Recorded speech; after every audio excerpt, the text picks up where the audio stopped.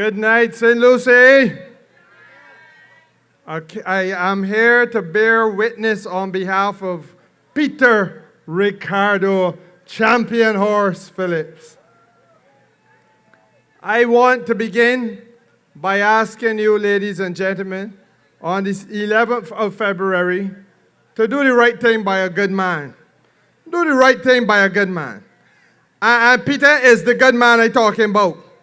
I said at another meeting that, Peter is here to work for the living. He is not dabbling with the business of the dead. And I believe I'm here talking about the concerns of the living. And you heard Peter tonight give a report. And you heard Peter tonight say something that is vitally important. And even in the brutal and harsh arena of party politics, human beings must be given a chance to be human beings. And Peter Phillips went through a painful period of time, losing not one, but two brothers. And there are those who, by way of criticism of that good man, who remain committed to working on your behalf, would have wanted to deprive him even of a period of time to grieve. Even of a period of time to grieve. And there's no rule, there's no position, there's no opportunity in decent human relations to come and condemn a man saying underperforming as an MP when the man has had to go through a period of abject grief of a personal nature. I know I said to those people who use that as a weapon against Peter Phillips, heaven help them, because nobody knows when the hour of man, when the Son of Man cometh.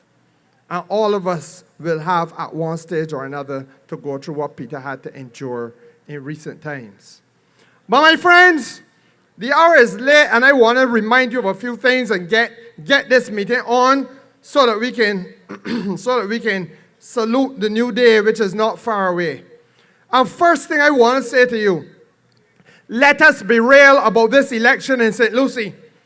Let us not buy into the foolishness of the Democratic Labour Party, that they all of a sudden have the interests of the people of St. Lucie at heart, and that they are genuinely caring and committed and interested, when you know and all of Barbados knows and is unequivocal about the fact that the Democratic Labour Party sought from its highest level to use and abuse St. Lucie.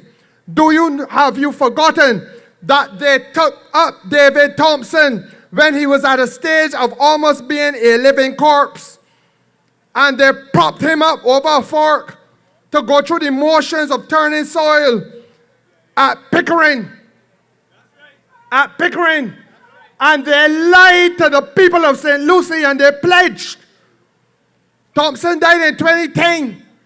And they pledged that they were going to have a hotel at Pickering. They pledged that they were going to have restaurants at Pickering.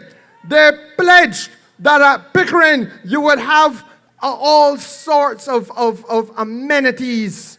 You name it, they were going to put there. I talked about the hotel, I talked about the restaurants. There was supposed to be public transportation, or square, and a cinema, and everything you can name about it. Taxi services will be going from one side of St. Lucie to the next, but beginning and ending at Pickering. Everything you could dream of, every lie. Let's be real. Every lie. And the man running for the Democratic Labour Party should begin. He should begin. Not by talking about his solution for water, and I can get there. He should begin by apologizing to each and every one of you on behalf of the miscreants of the Democratic Labour Party in whose name he appears tonight. Because the Pickering lie was lie number one. Then, not satisfied with their version of political filth, the Democratic Labour Party came to St. Lucie in the form of Dennis Kelman. My memory long. And I sat down and I watched this thing unfold. But you know me, I got to be real. I have to be real with you. And Dennis Kelman, you will remember, went on the phone and take a picture himself bareback. Want to remember that? A video of himself sitting down in his pristine home in St. Thomas, not in St. Lucie, in St. Thomas, in Welches on the border of my constituency. That, if this road here was where he lived, my side is over there and his house over here. And then the scammer took a picture in his house of himself bareback. A video, sorry, no picture.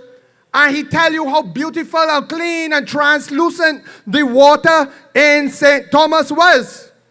And said that you could buy, it was good water, you could go by his place, we used to call it Mountown, and he would sell you water.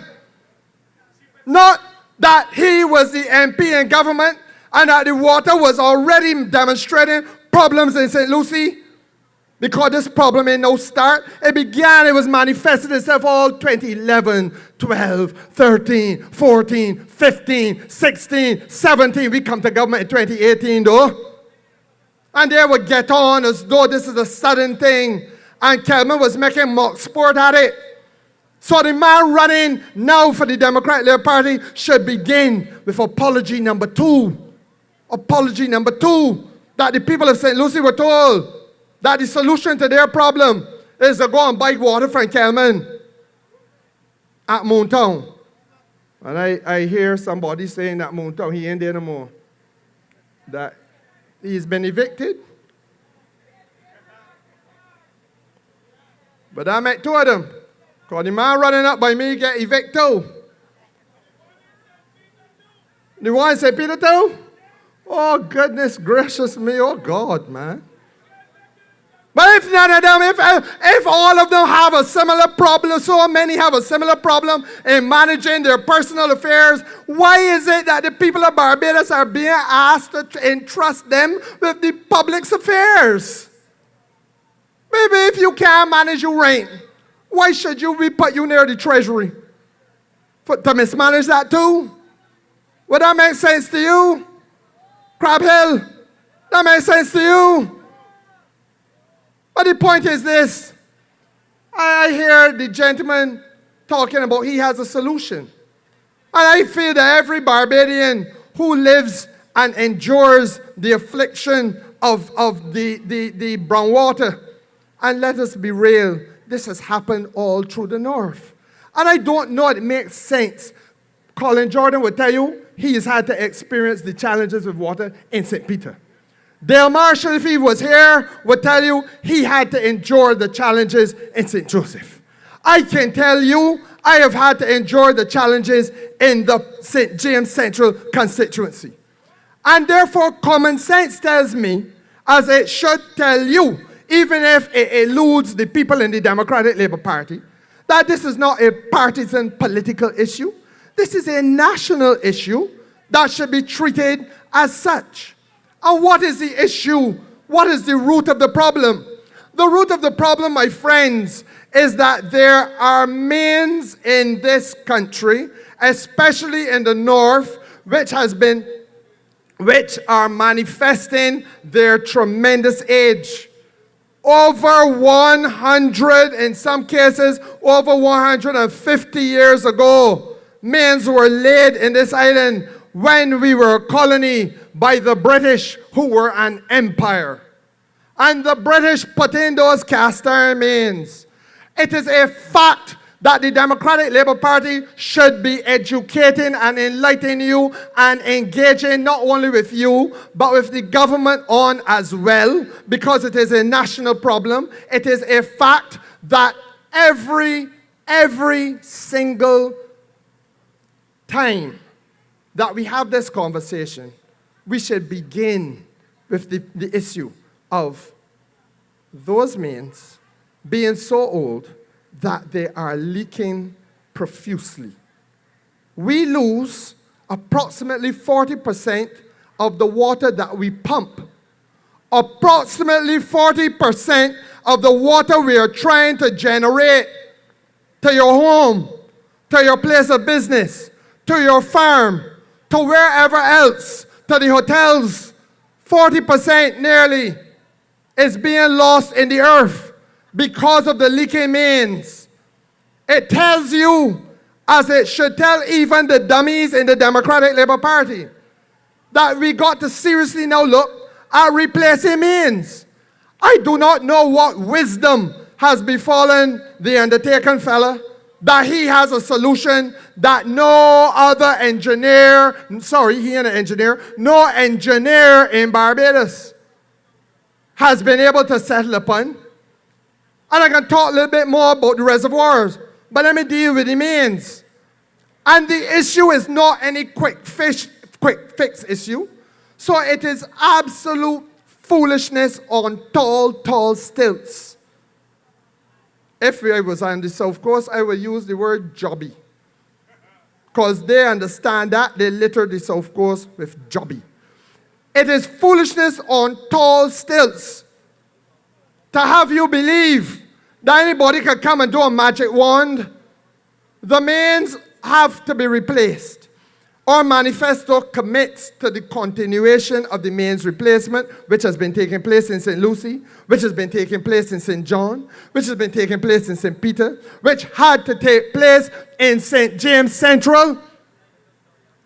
I came as a young politician to a constituency where in Bagatelle, we had to take out all of the mains, all, A-double-L.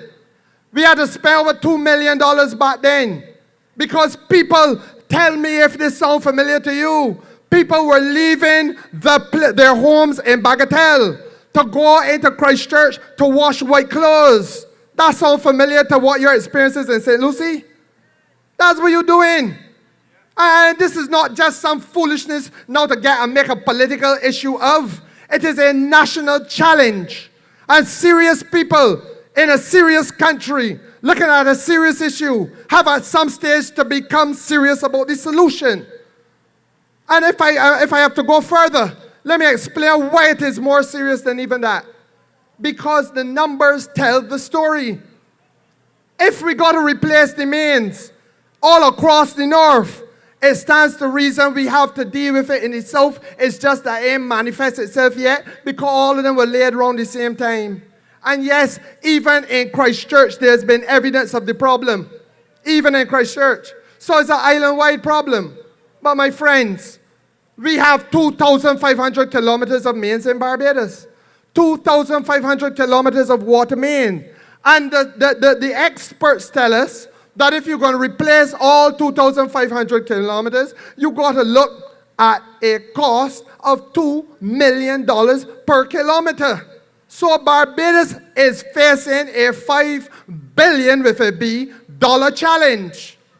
Now I don't understand why a man, even in the drunken stupor of his belief that he could beat a faithful, loyal son of St. Lucie who has served this parish, served this constituency, even in the darkest hours of personal grief.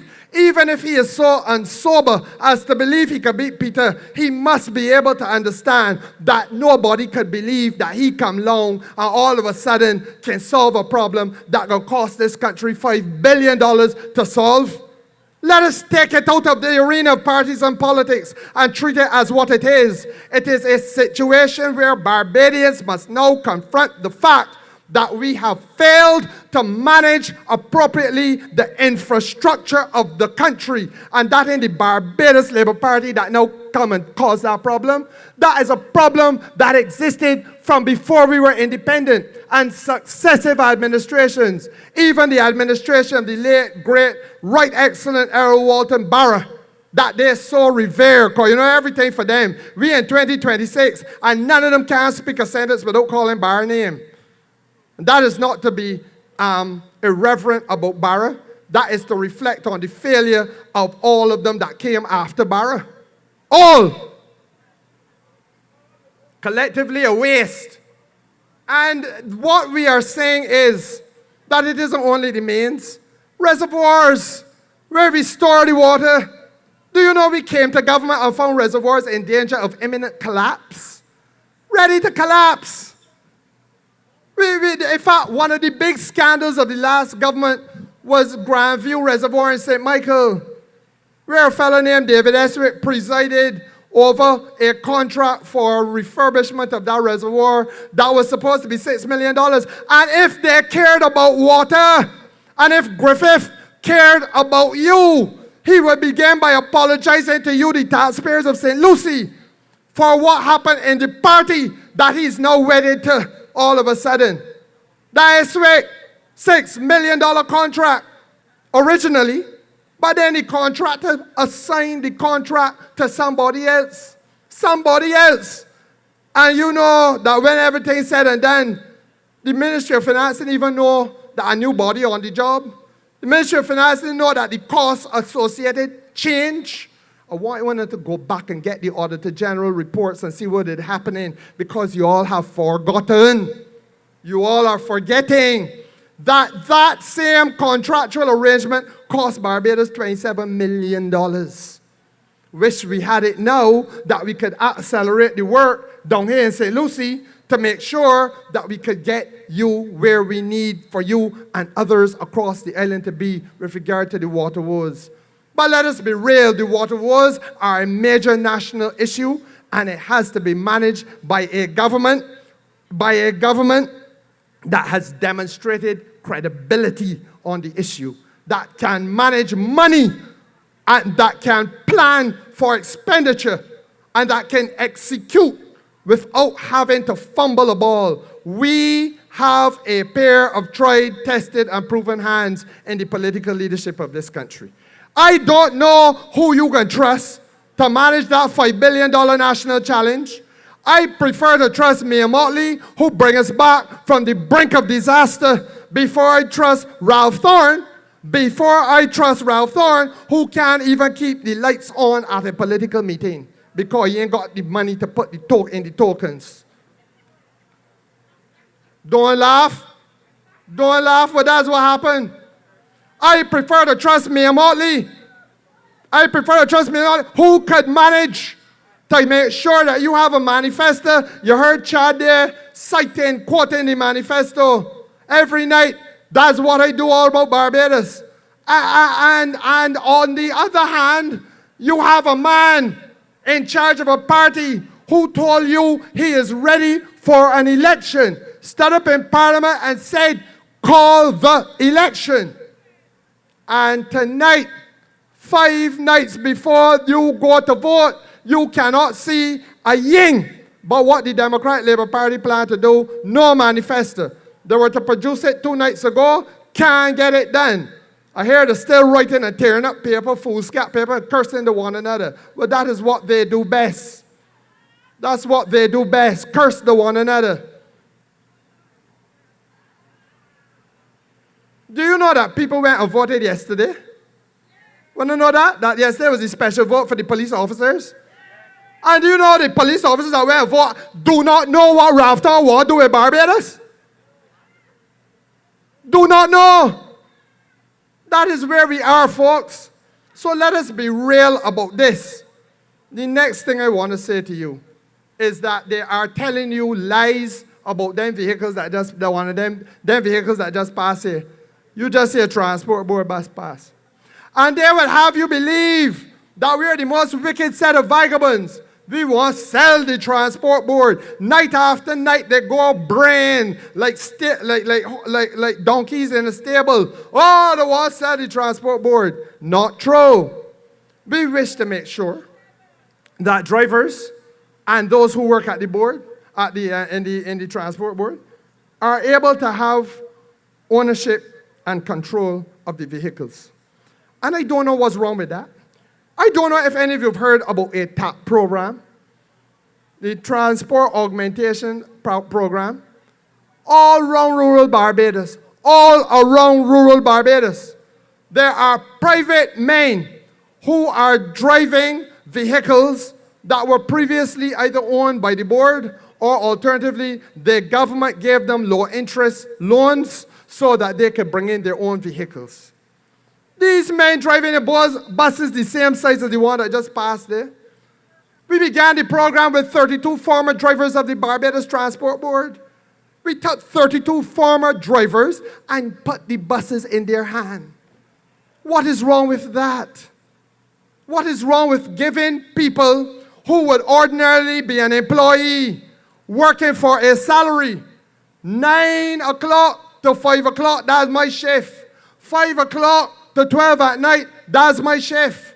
And we said, no, you are not only capable of working for a salary, you are capable of owning the means of production, which is the bus. And that you are capable of taking that bus and operating it at your will. And that you don't have to think about whether or not you now got to work 6 hours or 8 hours or 10 hours or whatever is assigned to you. But if you feel up to it, you could run it for the whole day. And if you feel up to it, you could get a partner to come in with you and operate the equipment.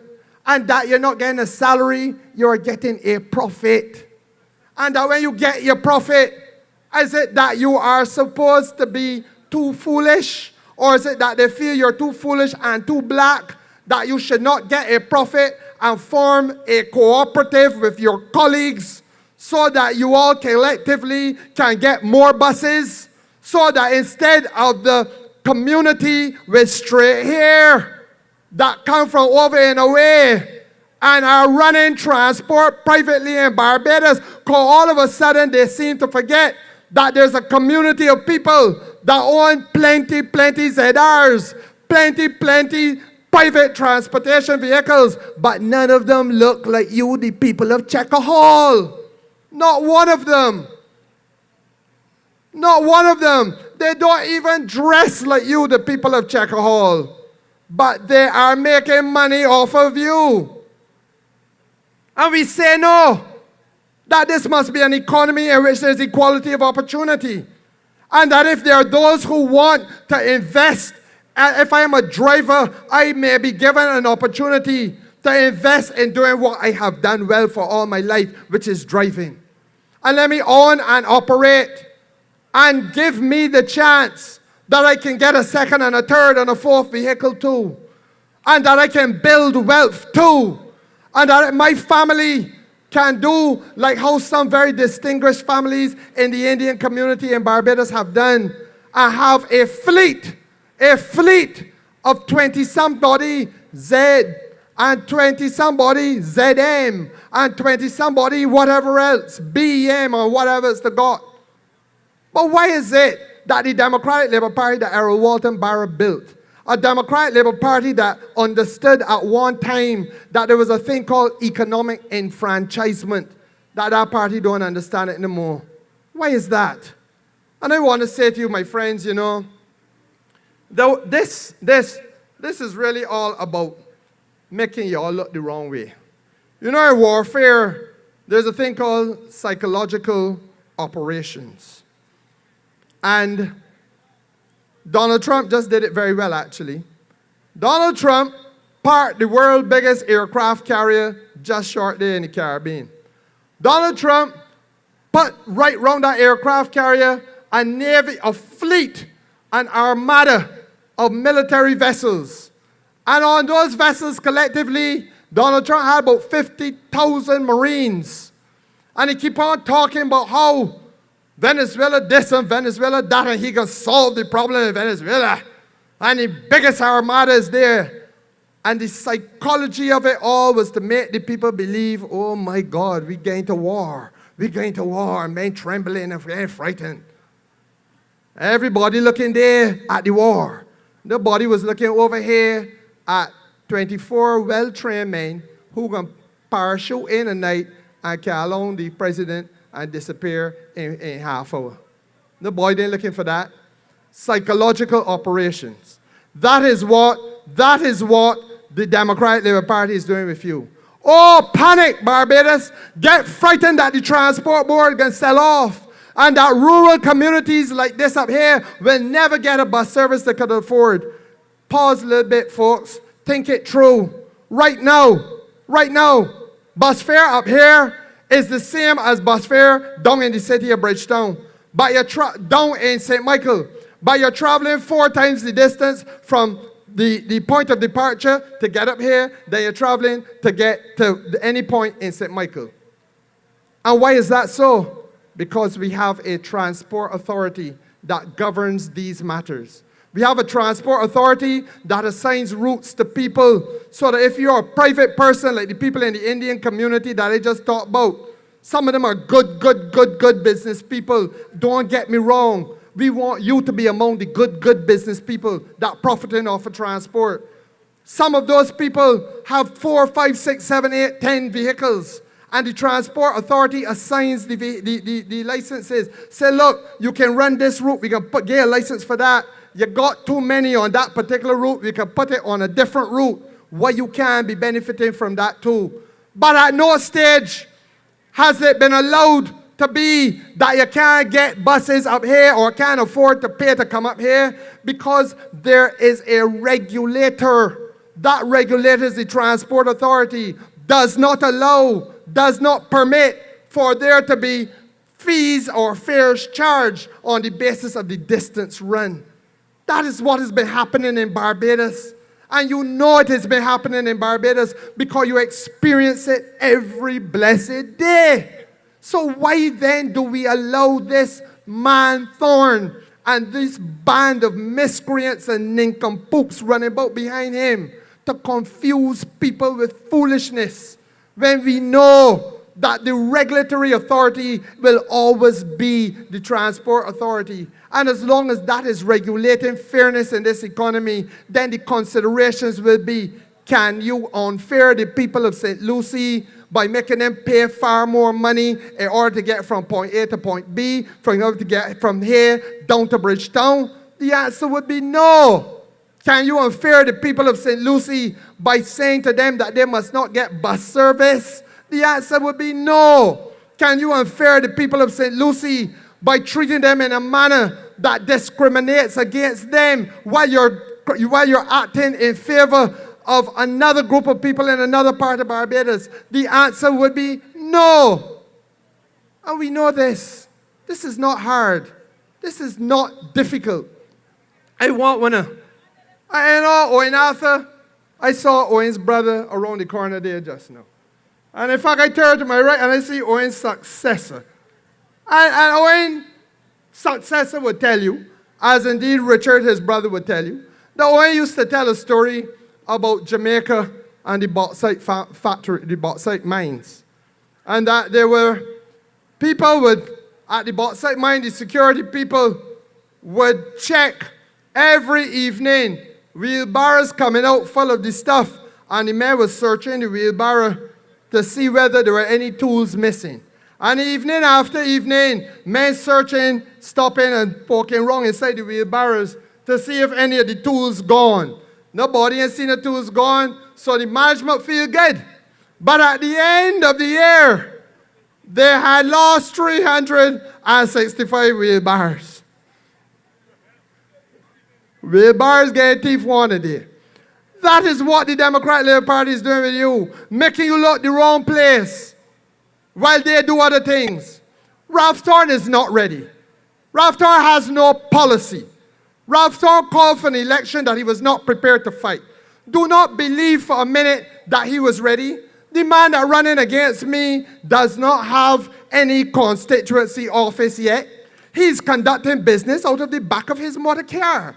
I also have a challenge with that, because there are a lot of young 18-year-old first-time voters, a lot of young boys voting for the first time. And I do not feel it is appropriate for them to have to go and sit down next to nobody in the back of the car where the windows roll up and the door locked. I am concerned about that approach to politics. And so therefore, I am going to allow, I say from this platform tonight, that the man running against me, I can't even remember his name, somebody Gibson, that I procured a community center, and it is at Hoyts Village. I gave it as a gift to my community. The government of Barbados had put a cent in it. I make sure my people had a community center. Because I don't play, I don't wait. I source the community center, equip it, and it's functioning.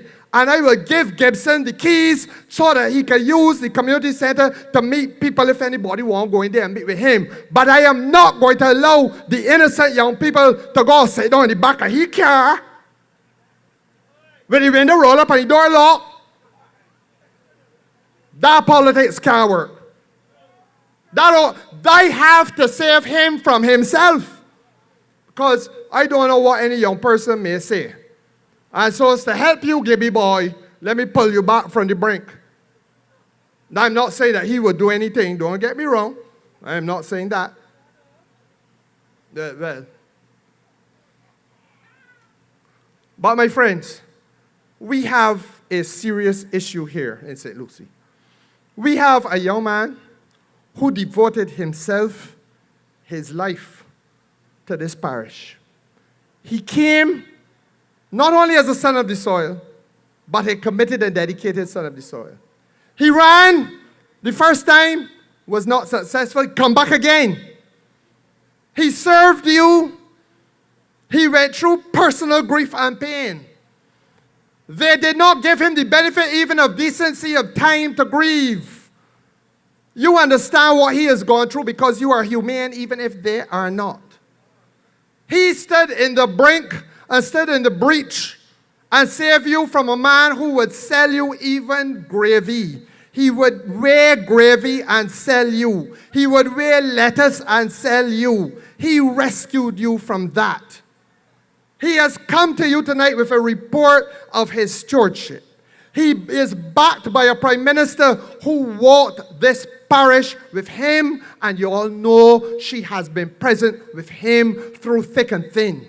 She has been transparent in her approach.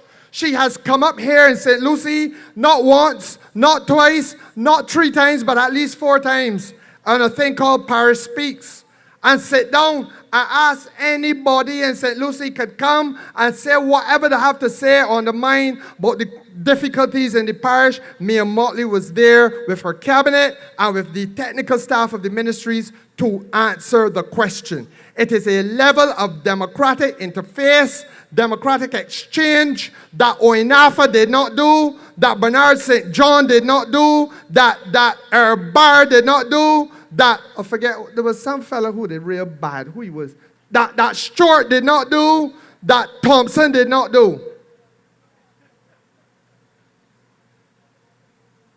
After all of that, can't wave a magic wand and solve every problem in 1 minute. But my friends, I think the evidence suggests that this Labour Party is solidly committed. We ain't come and tell no Pickering lies. We ain't come and make sport with water, bareback like Kelman. We have taken a serious problem seriously. And I ask you tonight to continue to treat to the serious problem seriously. Give Peter Phillips your support on the 11th of February.